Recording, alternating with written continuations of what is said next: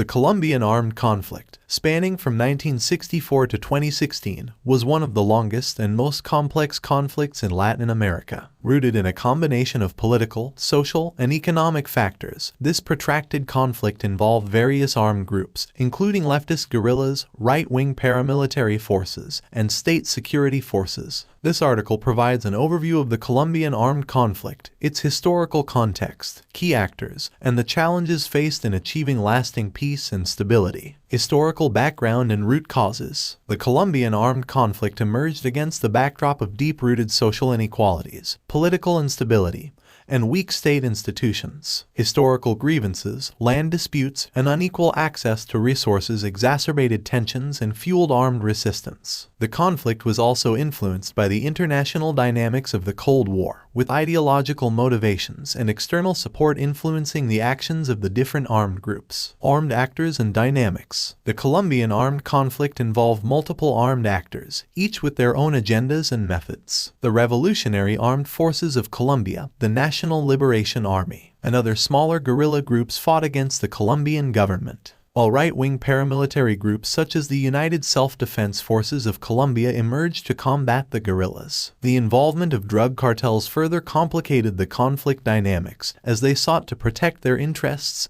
and control territories. Humanitarian consequences and displacement. The Colombian armed conflict had severe humanitarian consequences, affecting millions of Colombians. The conflict resulted in a high number of casualties, forced displacements, and violations of human rights. Civilians, particularly indigenous communities, Afro-Colombians, and peasants, bore the brunt of the violence and were subject to extortion, forced recruitment, sexual violence, and massacres. The internally displaced population faced challenges in accessing basic services and suffered from socio-economic marginalization. Peace processes and attempts at resolution. Over the years, various attempts were made to address the Colombian armed conflict through peace negotiations. These efforts included dialogues between the government and different armed groups, ceasefire agreements, and demobilization processes. Notably, the negotiations with the FARC, which culminated in the signing of a peace agreement in 2016, marked a significant milestone in the pursuit of peace. However, implementing and consolidating the peace process have faced challenges, including the reintegration of ex-combatants and addressing the root causes of the conflict.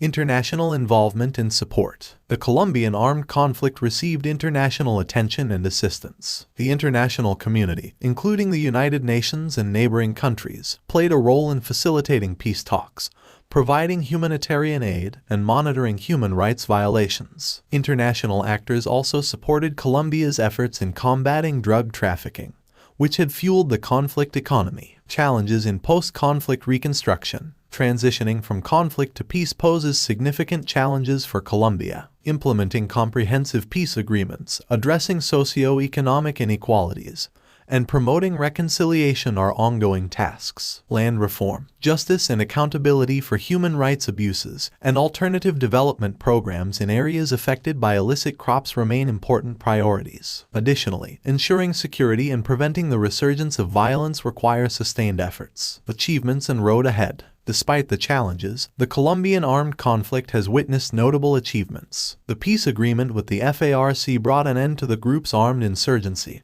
and marked a significant step toward peace. The reduction in violence and increased security in many areas have allowed for greater investment, development, and improved access to basic services. However, the path to lasting peace and reconciliation requires continued commitment from all parties involved. Efforts to address the underlying socio-economic inequalities, strengthen state institutions, promote truth and reconciliation, and build inclusive governance structures are crucial for